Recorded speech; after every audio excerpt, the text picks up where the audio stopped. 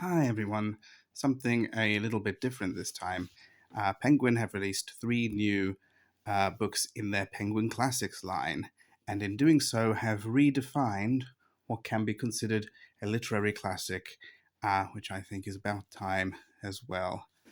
Normally, when you think of a Penguin Classic, you might think of War and Peace or uh, Les Miserables or War of the Worlds, 1984, or even Alice in Wonderland, things that are considered literary classics. Now, they have released their Marvel collection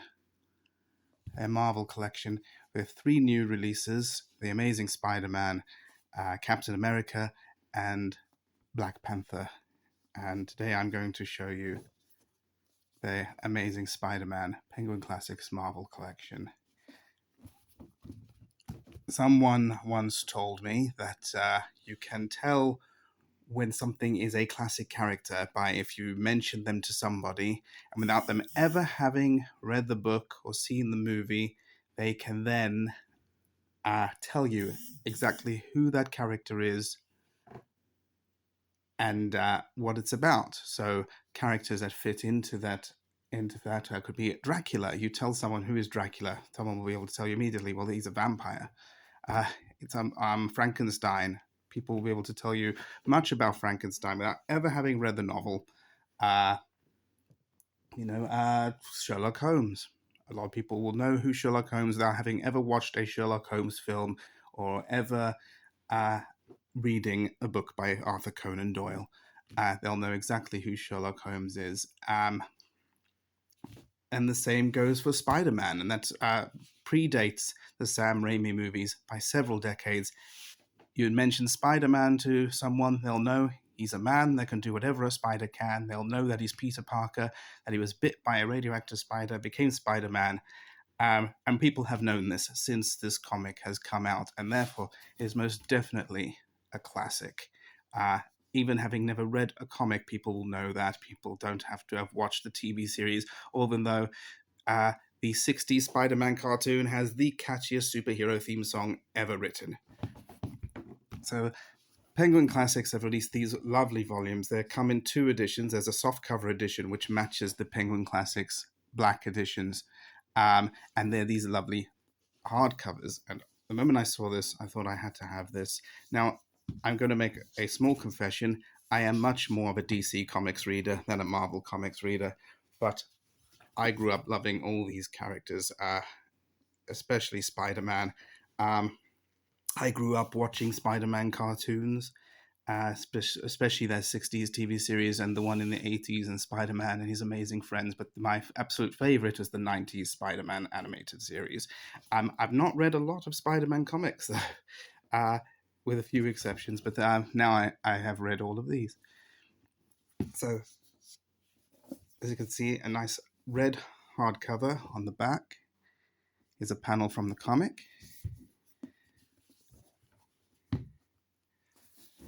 The end papers showing some of Spider-Man's villains: Green Goblin, Dr. Octopus, the Vulture, Electro. Very nice. You've got the gilt edging.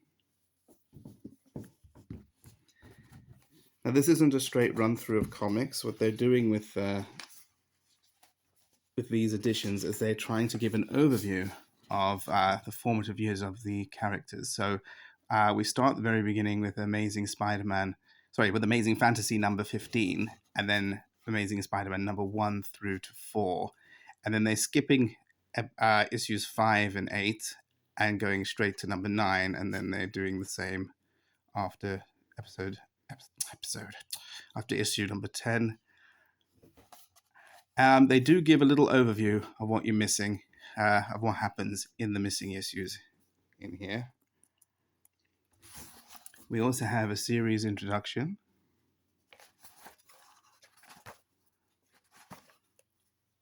Just like all Penguin Classics, we get an introduction, a forward.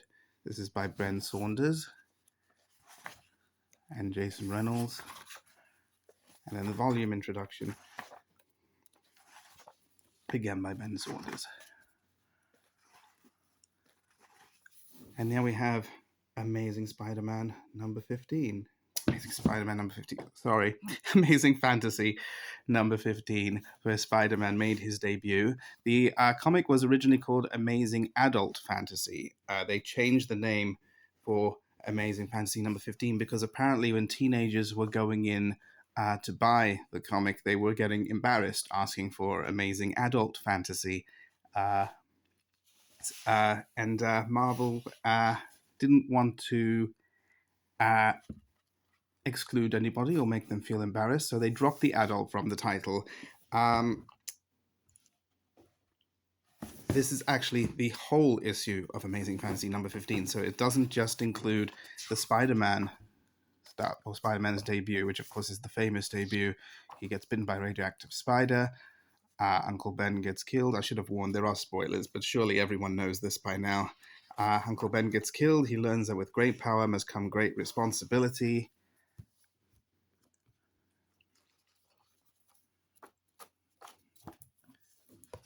But we also have the non-Spider-Man stuff as well. The Bell Ringer, the Mummy in the Case, and There Are Martians Among Us, which I'll say, it's as an anthology fantasy comic, it reads a lot like something like out of Tales from the Crypt or the Twilight Zone. Each story has a little twist at the end, even the Spider-Man one. So you can tell there is a promise in Amazing Fantasy number 15 that Spider-Man will be returning in Amazing Fantasy number 16. But the magazine was cancelled right after number 15, and we didn't get Amazing Fantasy number 16 then, and instead we went straight to the Amazing Spider-Man number 1.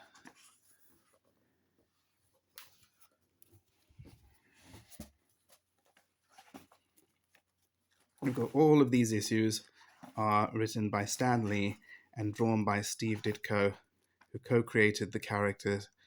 The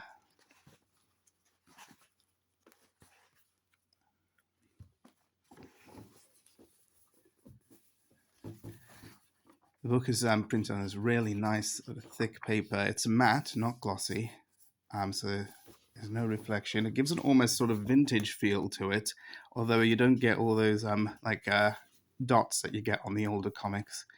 But it definitely feels like I'm reading comics from the Silver Age.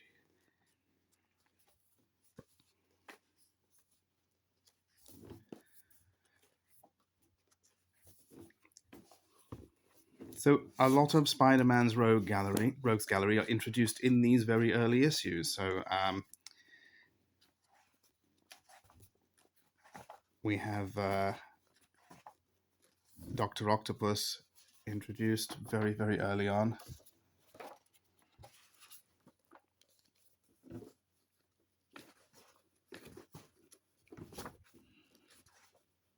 We have the Vulture.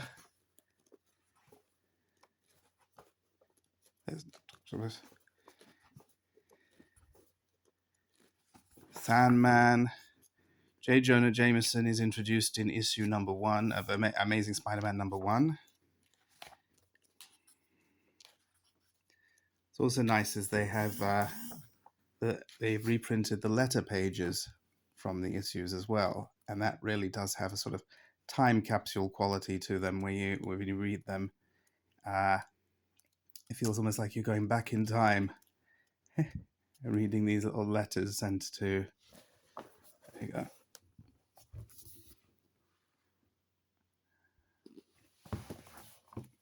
Lovely. And of course, the Green Goblin.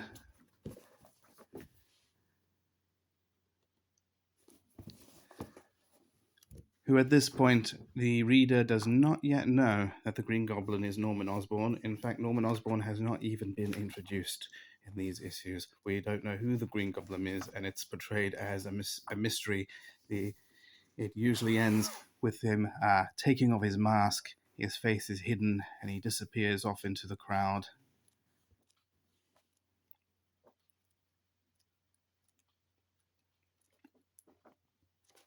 Like I said, I'm actually more of a DC Comics reader, so most of my comics collection is DC. But I think I will definitely just based on the quality of this one and how much I enjoyed it, we'll be getting the Captain America and Black Panther as well. I think they will look very nice on the shelf together. There are some extras as well. There's Goodbye Linda Brown is a comic story from Strange Tales 97, which was published before Amazing Fantasy number 15 and features two characters called Uncle Ben and Aunt May, which are sort of prototypes of the Uncle Ben and Aunt May that we know from Spider-Man. They're not quite the same character, and there's an interesting little essay about character prototypes here just before as well. There's also an excerpt from the Spider-Man Annual number 1, which is how Stan Lee and Steve Ditko create Spider-Man, which is a funny little sketch, not to really be taken seriously. And then we've got some covers. We have the actual release covers, and we have alternate covers that were not given the go-ahead to release, all by Steve Ditko.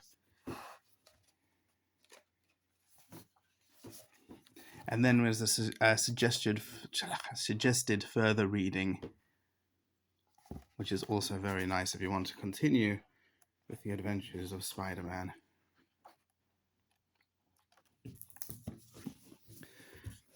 So this was something a bit different. I'm looking at comics instead of regular books. I do have other collected editions of comics, so if you are interested, I could do more of those as well on this channel. So just let me know if you want to see some more comics collected editions. Just so you know, those are mostly DC comics with a few exceptions. But I'll probably be getting Captain America and Black Panther as well, so I might show those off as well if people are interested at all. So just comment below and let me know if you want to see any more like this on the channel.